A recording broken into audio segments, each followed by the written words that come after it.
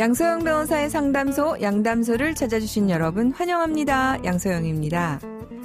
김 씨는 한 정치인의 기사에 이런 댓글을 남겼습니다. 욕설을 섞어가며 지자스근 미국 국적 이게 말이 돼? 이러면서 정치인을 원색적으로 비난했죠. 해당 정치인은 김 씨를 모욕죄로 고소해 이들은 법정에 섰는데요. 당시 이를 두고 정치인은 공인이기 때문에 어느 정도의 악성 댓글은 감수해야 한다. 아니다. 법적 처벌을 받아야 한다. 여러 의견들이 나왔습니다. 법원은 정치인에 대한 악플을 처벌 대상이라고 봤을까요? 법무법인 승인 양소영 변호사입니다. 정치 뉴스 댓글을 보면요. 대부분이 악플 같던데 정치인에 대한 원색적인 비난, 모욕죄가 될까요?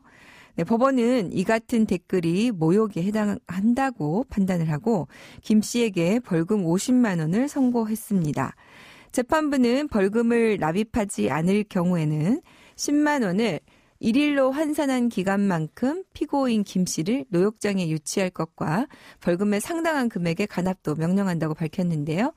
2018년에 한 인터넷 뉴스 기사에 한 정치인을 비난하는 댓글을 남긴 혐의로 재판에 넘겨진 사건이 있었습니다. 당시 댓글에는 쓰레기보다 못한 X가 혼수 상태를 벗어나거라, 그리고 정치를 떠나거라, 이런 댓글을 쓴 혐의였습니다. 당시 법원은 모욕 혐의를 받은 이 씨에게 무죄를 선고한 원심을 깨고 벌금 30만 원을 선고했습니다. 당시 항소심 재판부는 피해자가 국회의원이자 공인으로서 어느 정도의 비판을 감수해야 할 지위에 있다는 점은 인정되나 그러한 사정만으로 맹목적인 욕설이나 비난까지 감수해야 하는 것은 아니다라고 밝혔습니다. 자, 앞으로 선거철이 다가오고 있는데요. 주의하셔야 될 것 같습니다. 양담소에서 함께 나눠볼 법률 궁금증이 있으시다면 YTN 라디오 양소영 변호사의 상담소 홈페이지에 남겨주시면 됩니다. 화나고 답답하고 억울한 당신의 법률 고민 함께 풀어볼게요. 오늘은 김기범 변호사님과 함께합니다. 변호사님 안녕하세요. 네, 안녕하세요. 오늘 본격적인 이야기를 시작하기 전에요. 변호사님, 형사사건에서 영장심사와 구속이 어떻게 이루어지는지 먼저 설명을 조금 해주시고 시작을 해볼까요? 예, 범죄 사실에 대한 소명이 있고 증거인멸 등의 우려가 있는 경우에 검사가 영장을 청구하고 판사가 피의자를 소환하여 신문을 한 다음에 구속 여부를 결정하게 됩니다. 그런데 이제 수사나 재판을 받다 보면 아무래도 해당 사안은 피의자 본인이 제일 잘 알겠죠. 네. 피의자 본인이 구속이 되면 증거 수집이나 변호사와의 의사소통에 있어서도 심각한 제약이 뒤따릅니다. 그리고 피해자하고 합의를 할 때도 이제 피의자가 불구속 상태에 있으면 휴대폰으로 뚝딱뚝딱 하면은 합의금도 지급할 수 있고 하지만 이게 구속돼 있으면 변호인이 구치소나 교도소에 찾아가서 일정한 서류를 받고 그다음에 무인이라고 해가지고 이제 엄지 찍은 거를 또 받아서 은행에 가서 다시 서류를 쓰고 해야 돈을 인출할 수 있는 등 이제 좀 합의를 하는 과정도 어렵고요. 네. 그리고 혹시나 피의자 재산을 처분해서 합의금을 마련해야 될 때는 인감이나 이런 거를 또 뗄 수가 없기 때문에 네. 그런 부분에서 처분이 어려워서 합의를 하는데도 지장이 생길 수 있겠죠. 네. 네. 그러니까 구속이 되어서 재판을 받거나 수사를 받는 거 굉장히 좀 차이가 많이 있겠군요. 네. 네. 그래서 오늘 또 준비된 사연 만나보고 계속 얘기 나눠보도록 하겠습니다. 얼마 전 법원에서 저희 어머니에 대한 구속영장 신문 통지서가 왔습니다. 가족들은 그동안 어머니에게 무슨 일이 있었는지 아무것도 몰랐는데요. 어머니가 누군가에게 사기를 쳐서 1억 원의 피해를 입혔다고 합니다. 그 후의 일들은 정말 빠르게 진행되었습니다. 며칠 뒤 어머니는 구속되었고 저희는 이런 상황이 당황스럽기만 했죠. 어머니에게 면회를 갔더니 어머니께서 1억 원을 대신 갚아주고 구치소에서 나갈 수 있게 도와달라고 하십니다. 구속된 어머니를 구치소에서 나오게 하려면 어떻게 해야 하나요?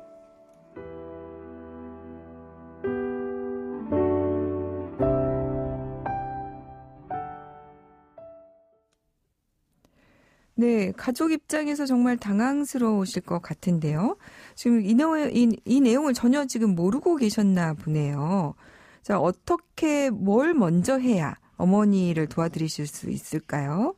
예, 그 위 사연처럼 누군가한테 이제 재산상 피해를 입히는 뭐 사기, 횡령 뭐 이런 범죄를 저지른 경우에는 제일 먼저 피해자하고 합의를 하고 피해자가 피의자나 피고인의 선처를 구한다는 내용의 탄원서를 작성하는 일이 제일 선행돼야 할 것 같습니다. 네. 그리고 이때 합의서하고 탄원서를 작성하는 과정에서 피해자의 인감증명서나 아니면 신분증 사본을 같이 이제 받아야 합니다. 이게 없으면 이게 피해자의 서명이나 인장을 이제 위조해서 그 거짓으로 합의했다라는 의심을 살 수 있기 때문에 이러한 의심을 불식시키기 위해서는 그 인감증명서나 신분증을 받는 일이 꼭 필요합니다. 그렇죠. 네. 저희가 옛날에 한번 그 화제가 된 사건이 있었는데 이런 탄원서나 이런 합의서가 위조가 돼서 제출이 되어가지고 예, 그걸로 형사처벌이 된 경우를 기사를 봤었습니다. 실제로 그런 일이 좀 있나 보군요. 예, 그 제가 실제로 공판하다 보면은 판사님이 직접 피해자한테 전화하는 경우도 있더라고요. 아, 실제로 제출이 됐는지 안 됐는지, 예, 이거 진짜로 작성해 준 건지. 진짜로 한 거 맞냐, 합의금은 얼마를 받았냐를 실제로 확인을 하시더라고요. 네. 네. 그러면은 지금 이제 구속이 아무래도 영장실질심사를 통해서 됐다는 것은 아무래도 이제 판사가 어느 정도 혐의가 좀 입증이 되었다고 본다. 이렇게 보시는군요. 그렇죠. 아무래도. 네, 그러니까 네. 빨리 합의를 하는 것이 좋겠다. 네. 처음 이제 해야 할 일로 예, 그렇게 그렇습니다. 이제 조언을 하시는군요. 네. 자, 그러면 어머니가 빨리 구치소에서 나오고 싶다는데 그럼 합의를 하면 바로 나올 수는 있습니까? 그 이 합의를 했다는 사정을 이제 그 풀어줘야 되는 판사들이 이걸 봐야겠죠. 그래서 네. 그 기소되기 전에 합의가 됐다면 구속적부 심사라고 해서 뭐 이제 배우자나 뭐 직계가족 등 일정한 자격이 있는 사람이 구속의 적부 심사를 청구할 수 있습니다. 이때 이제 구속적부 심사를 청구하면서 피해자와의 합의서, 처벌불원서 등을 같이 제출하고 이를 통해서 증거인멸의 우려나 피해자에게 보복할 가능성이 없다라는 것을 주장할 수 있을 겁니다. 그리고 뭐 주거가 일정하고 도주 우려가 없다라는 점을 입증하기 위해서는 가족관계증명서나 주민등록 등초본 그리고 출석을 보증할 수 있는 보증인을 세우기도 합니다. 네. 그러니까 이제 구속 영장 실질 심사 이후에 이제 합의가 되면은 새로이 구속적부 심사라는 새로운 청구를 해서 이런 판단을 받아서 나오게 한다. 이제 이런 말씀인데요. 네. 자, 그러면 기소가 된 경우라면 어떻습니까? 네, 기소가 된 경우라면 이제 보석 허가 청구라고 해서 네. 아까 적부 심사하고 마찬가지로 뭐 피고인이나 변호인, 법정 대리인 뭐 이렇게 일정한 자격이 있는 사람들이 보석을 청구할 수 있습니다. 이때 마찬가지로 그 위에서 말한 것처럼 뭐 합의서, 처벌불원서, 주민등록 등초본, 가족관계증명서 등을 제출을 하고요. 그리고 보증인을 세울 때 이제 그 보증인의 보증서를 내게 되는데 이때 이 보증인의 신용도를 확인할 필요가 있습니다. 왜냐하면 이게 그 이제 보석 허가가 나면서 나중에 그 보증보험 증권을 제출하게 되는 경우가 있는데 네. 신용도가 안 좋은 사람은 보증보험 증권이 안 나오는 경우가 있거든요. 아, 그래요? 이렇게 되면은 결국은 그 보증금을 현금으로 마련해 와야 되는 문제가 있어서 이게 빨리 내야 이 사람이 구치소에서 빨리 나올 수 있는데 이게 못 나오게 되는 거죠. 그래서 제가 밤 11시까지 기다려서 구치소에서 사람 빼본 적도 있습니다. 네. 그 보석 허가를 할 경우에 이제 법원이 검사에게 의견을 묻기도 하나 보죠. 예, 이렇게 그 법상으로 묻게 돼 있고 이때 만약에 적의 조치 바랍니다라고 검사가 의견을 제시했다면 이거는 보석에 동의한다라는 걸로 해석할 수 있을 겁니다. 네. 현금으로 납입하는 경우에는 금액이 어느 정도 나옵니까? 제가 제일 싼 거는 1,000만 원 해봤고요. 네. 그다음에 그 뭐 2, 3천인데 그 중에 뭐 500은 현금으로 내고 2,500은 증권으로 낼 수 있다. 이런 식으로 나오기도 합니다. 네. 그러면은 지금 이 사건의 경우에 피해 금액이 1억이고요. 예. 지금 1억에 대해서 이미 이제 피해 변제가 만약에 돼서 합의가 된 상황이라면 예. 이럴 경우에는 증권으로 그냥 뭐 현금 없이 될 수 있는 사안인가요? 예, 그렇게 될 겁니다. 네. 게다가 뭐 피해자가 이제 처벌 불원까지 했기 때문에. 네. 그리고 그렇게 하고 보증인이 그러면은 예외적으로 신용 상태가 좋지 않을 경우에만 말씀하신 대로 현금으로 예. 하게 되고 이럴 경우를 말씀하는군요. 예. 전직 그 대통령 그때 보석금이 10억 원인데 그분은 아마도 그 증권으로 가름할 수 있었고 증권이 한 1,000만 원 정도였던 걸로 제가 들었고요. 증권을 끊었을 때 그 금액이. 네. 그리고 그다음에 어떤 지자체장 같은 경우는 그 보증금이 2억이었는데 그중에 1억 원은 현금으로 내라고 이제 나오기도 했었던 걸로 기억합니다. 네. 그거는 이제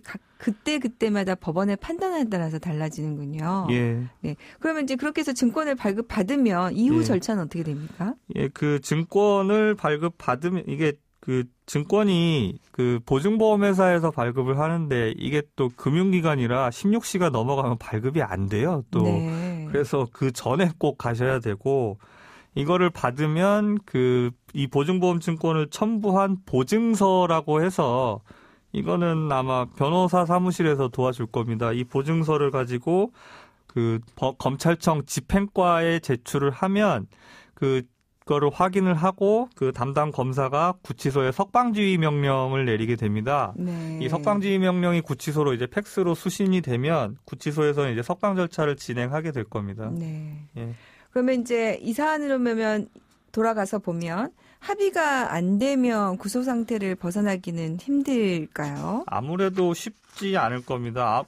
결국 이런 재산범죄 같은 경우는 그 피해가 회복됐다는 사정이 있어야 아무래도 그 피고인을 선처해줄 여지가 생기는데 재산 상태 회복을 시켜주지 않은 상태라면 피의자나 피고인이 이제 그 피해자를 협박을 하거나 해서 거짓된 합의서를 제출하게 할 우려도 있잖아요. 네. 그런 부분 때문에도 합의가 되지 않을 때는 그 구속 상태를 벗어나기 쉽지 않고 또 말씀드리면 외상 합의의 경우에도 좀 쉽지 않습니다. 네.